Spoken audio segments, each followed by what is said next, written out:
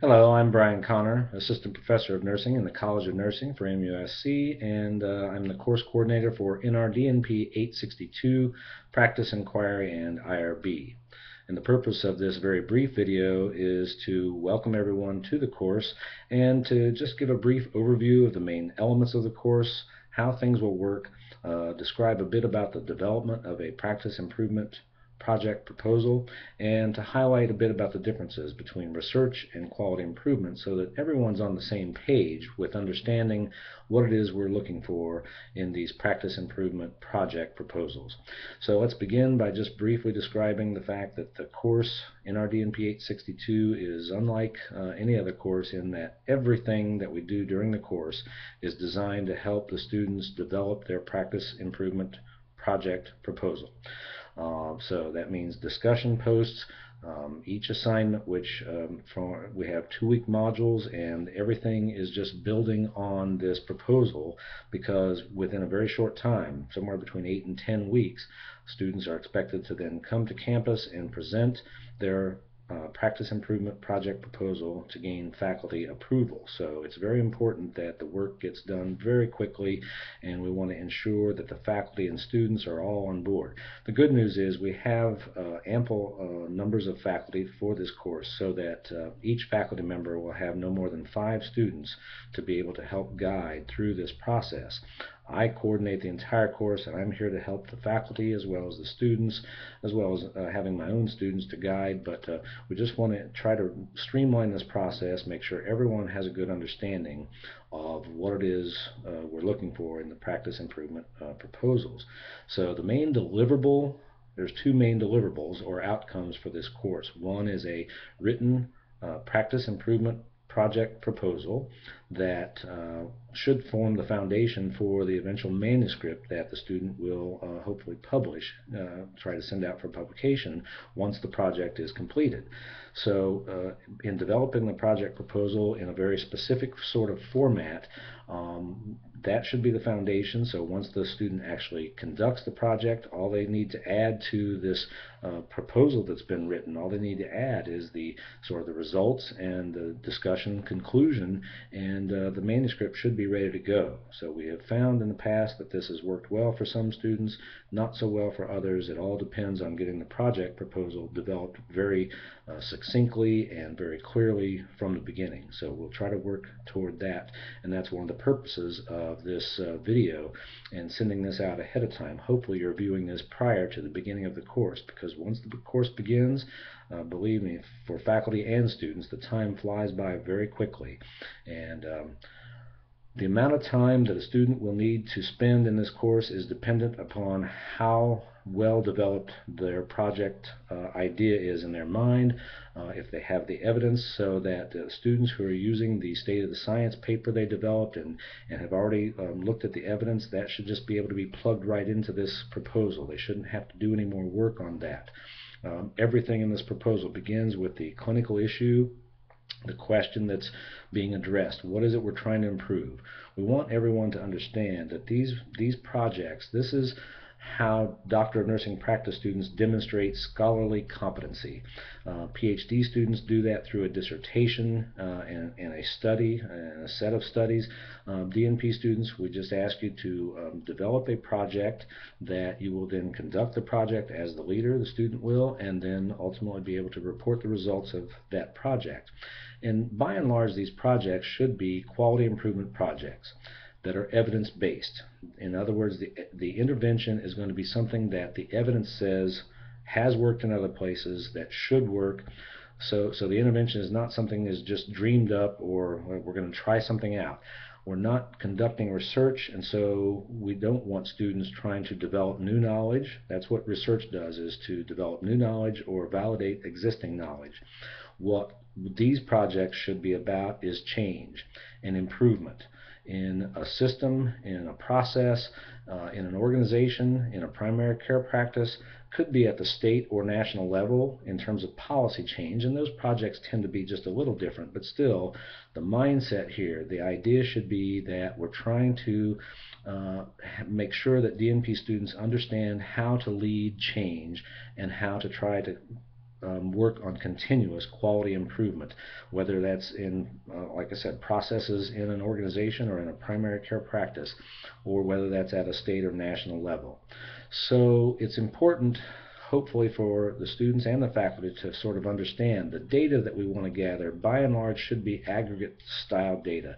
It doesn't work quite so well to try to follow specific patients. What we're trying to do more is, if we're trying to make practice change, process change at the practice level or even at the state level, the main way we measure these types of projects is with pre and post intervention data.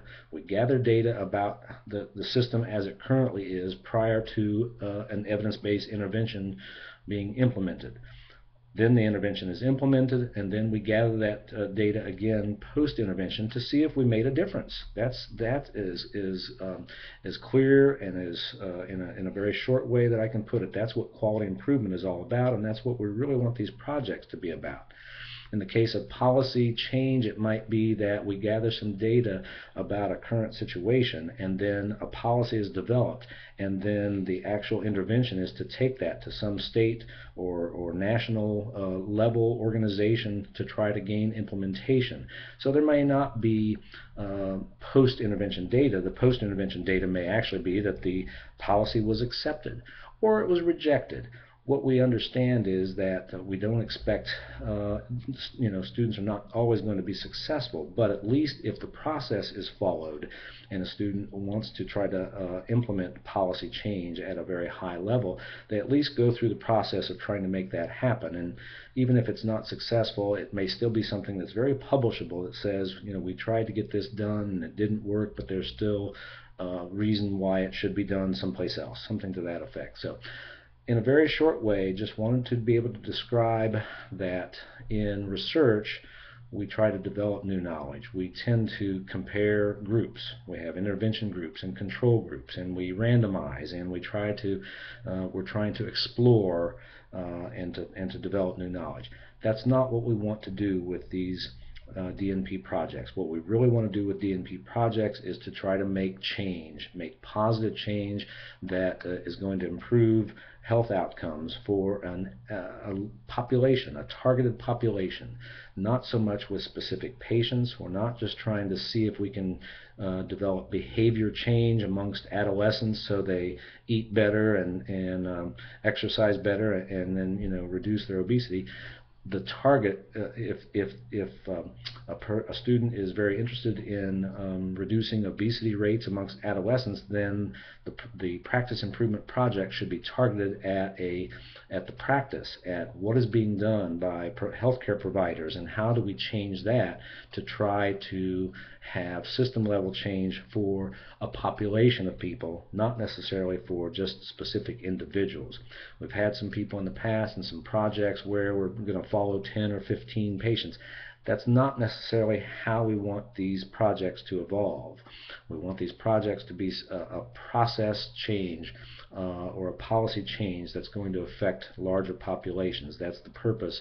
We want doctor of nursing practice students to be able to understand how to do that, how to implement change, and how to be the leaders of these kind of projects that typically, once a doctor of nursing practice student graduates and is out in practice, should be able to continue to lead these kinds of practice improvement changes and projects. So that's kind of the main purpose. I wanted to just briefly give you an idea.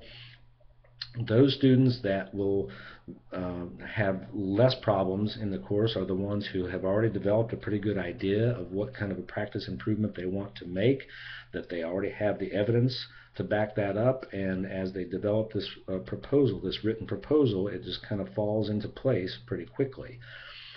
Those students that will need to spend more time are the ones who are not clear about where they're going to do their project, what kind of site, what the project's going to be, and may not even have a clear understanding of what the evidence says. Then you must expect to spend more time in the course if a student is in that category.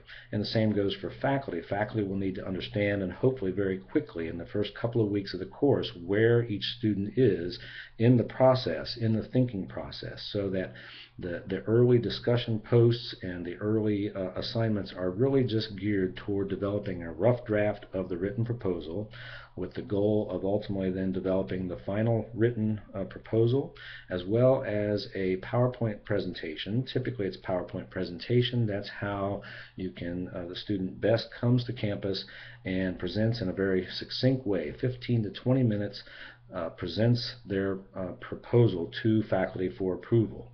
In those proposals, we expect sort of less time spent on the background and the clinical issue. Just sort of tell us what that is and the fact that there is evidence about the intervention, but then the real time should be spent on telling the faculty in this presentation what it is the student is planning to do, how are they going to measure it, and what is it they expect as far as the outcomes go. That's where we really want to focus, and that's where the faculty, hopefully in a very short time, since we have 59 students, I believe it is, in this course that will be coming to campus to present for approval. It's going to be very important that each student is very succinct, really makes it very clear to the faculty what it is they are studying, looking at, what's the project and what's the practice that they want to try to improve, how are they going to do it, where are they going to do it, what's the data in a brief way that says they think they can get this done. So really, in a very short way, that's all I wanted to say in this video. I hope it's been helpful to give you a beginning understanding. The course is designed to just build on from week to week to build this development of this practice improvement proposal that the students will come to campus and present for faculty approval. There is a piece about IRB, but the good news is that we are making great strides in that most of our DNP projects do not or should not require IRB approval, in that they are quality improvement projects in a specific site, and therefore should not have are typically what's considered not human subjects research.